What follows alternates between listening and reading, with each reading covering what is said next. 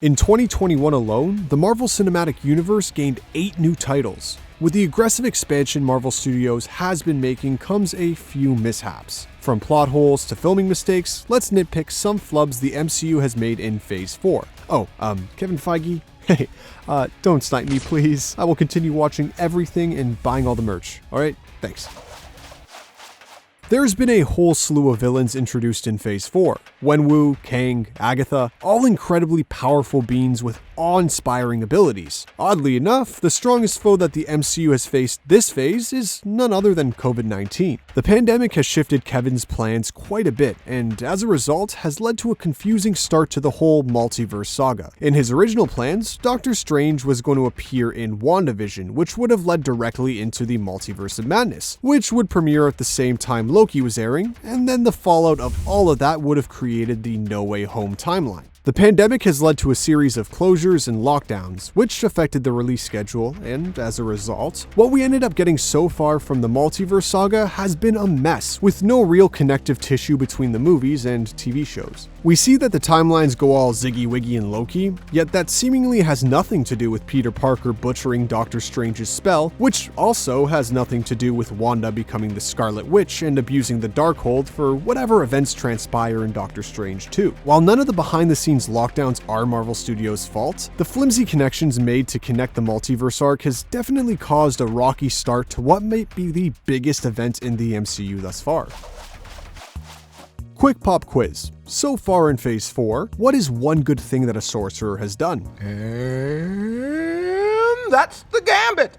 Nothing, they've done nothing. The crew over at the Sanctum Sanctorum has really not been pulling their weight recently. Wanda held an entire town hostage, yet Wong was delegating his free time going all Mortal Kombat with Abomination? Even if his intention was the rehabilitation of Blonsky, you'd think that'd be a job for Thunderbolt Ross. I'd argue that one of the most powerful witches discovering chaos magic, all the while being within like 20 feet of the Darkhold, would require some sort of mystical monitoring. Surely this is a more important PA job than just shoveling the Sanctum Sanctorum, right? Then there's Wong inspecting the 10 rings. We hear that the rings were discovered thousands of years ago, and it's only now that they are being investigated because they are unlike any relics found within the Kamar Taj. Well, Wenwu was definitely not keeping the rings a secret. The dude was decimating entire armies with them. All I'm saying is Wong and Doctor Strange need to be putting in the work. They need to be putting in the hours, they need to stay hungry, and they need to devour. It doesn't take a journalistic savant like J. Jonah Jameson to realize that some of the facts the villains say in No Way Home are just objectively false within the narrative of the previous films. Don't tell Harry. The most obvious would be Doc Ock knowing about Norman Osborn's secret identity as the Green Goblin. Goblin specifically told Peter to not tell Harry, or really anyone, about his secret, and because Toby actually cares about a dying man's final wishes, he followed through, unlike somebody else. So I want you to promise me something, okay? Leave Gwen out of it. Don't make promises you can't keep, Mr. Parker. Yeah, but those are the best kind. There's no reason for Octavius to know that Norman became the Goblin, other than putting together that the guy who was in charge of the Goblin Serum and Glider mysteriously died after someone wearing the full Goblin getup murdered the Oscorp board of directors who had fired Norman Osborn. But that's just a conspiracy to Otto. They even doubled down with Flint Marko knowing about Norman's death, although I guess the butler could have written a tell-all after finally telling Harry all those years later what actually happened the night that the Green Goblin died.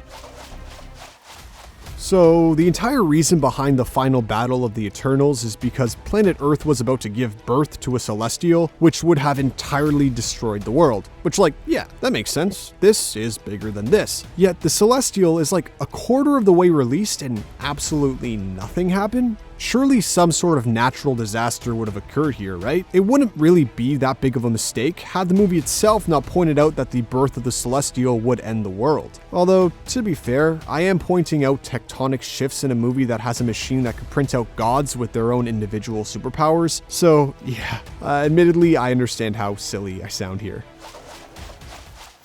At the time, the battle at the Avengers compound was iconic. An all-hands-on-deck, epic celebration of every single hero that was still fighting the good fight. Heck, even Howard the Duck showed up. Now that the MCU is expanding to show other heroes that have been hiding in the shadows during the first 3 phases, we have to wonder why they never lent a hand as the Earth was seemingly ending. Like, did He Who Remains always know that Thanos loses? The TVA could have been some assistance. Then we have some entire factions that just decided to not show up, specifically the Widows, who at this point were all given free will, and those chilling in Ta Lo. I wouldn't be surprised that if some point in the near future we do see a retcon of Endgame's final battle played out from a different angle, pointing out some heroes that should have been there in the first place.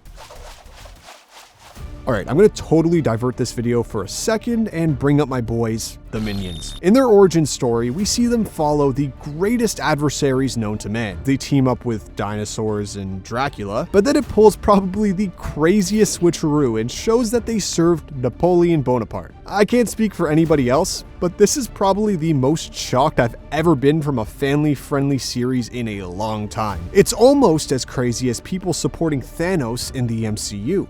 Huh. Of course, like in real life, there will always be conspiracy theorists, no matter what universe you are in. But this just speaks to how little the public truly understands about the events that transpired in Endgame, which in itself has been a recurring error in Phase 4. Take Far From Home from Phase 3. We see that there's documentaries made discussing the Infinity Saga, so to a certain degree, it's public knowledge, which considering the Accords exist and the Avengers' history with Hydra, makes total sense. Yet, why does Yelena, Natasha's own sister who is proven to be well-researched, have absolutely no clue as to why and how Black Widow died? Then we have the Falcon and the Winter Soldier, where everyone thinks Cap is just chilling on the moon. I mean, I guess we could chalk this up to J. Jonah Jameson spreading some fake news.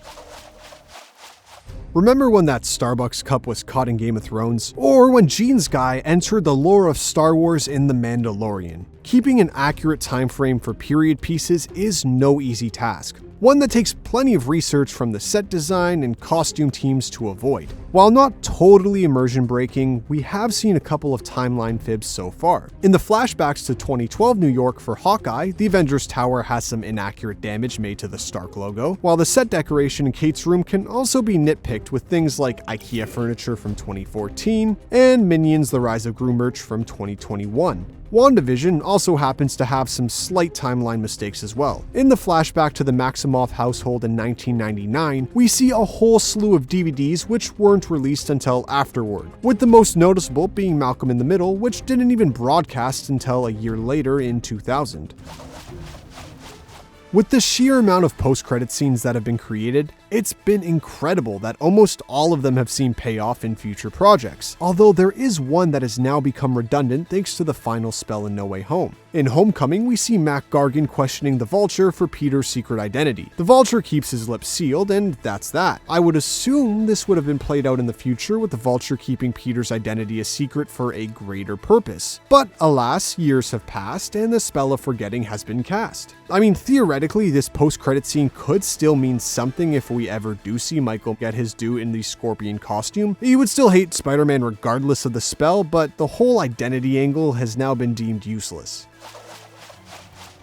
You'd think that after half the population was snapped from existence, the superheroes would band together a little more often, yet since Endgame, we have received almost no word on the status of the Avengers. So now that Captain Rogers and Iron Man are both gone, who do you think's gonna lead the Avengers? I guess we can infer they are still together with Captain Marvel, Hulk, and Wong all working together, but there were plenty of obvious moments so far in Phase 4 that we couldn't help but wonder why the heroes didn't cross over. In No Way Home, we see Peter Parker lives directly beside Rockefeller Plaza in December 2024, yet he never popped in to stop the Tracksuit Mafia. You'd think that the new Captain America would feel compelled to fight the extraordinarily vibrant villains who were defacing the shrine to Steve Rogers. And as mentioned before, the Sorcerer stayed out of the Scarlet Witch's way. It's just really weird that the MCU sets up these references and ties them into other heroes if there isn't going to be any payoff for it. Just because someone is a superhero doesn't mean they don't fib. There have been a couple of flat-out lies that seem to be a little more boastful than actual mistakes, but hey, they're still not true. He's a liar. In Falcon and the Winter Soldier, Bucky tries to flex on Sam, saying he read The Hobbit in 1937 when it was released in the States in 1938. You disgust me. How can you live with yourself? Black Widow has the Red Guardian flexing about fighting Captain America when Cap was all but a freezer-burnt rocket popsicle. You sit on a throne of lies. The most heartbreaking one for me has to be Katie saying something along the lines of how Jeff Gordon has the most career wins in NASCAR history. Hold the phone, Katie. Richard Petty did not put in 200 glorious wins to be compared to Jeff Gordon. Come on. My personal biggest problem with Phase 4 so far? We really cast Owen Wilson as a series lead, put him as the star in like every episode of Loki? Heck, even had him in some truly mind-bending experiences, and not once did he ever say, wow. If you're like me, I've made this edit just for you. Wow. Oh, wow. Wow. Wow.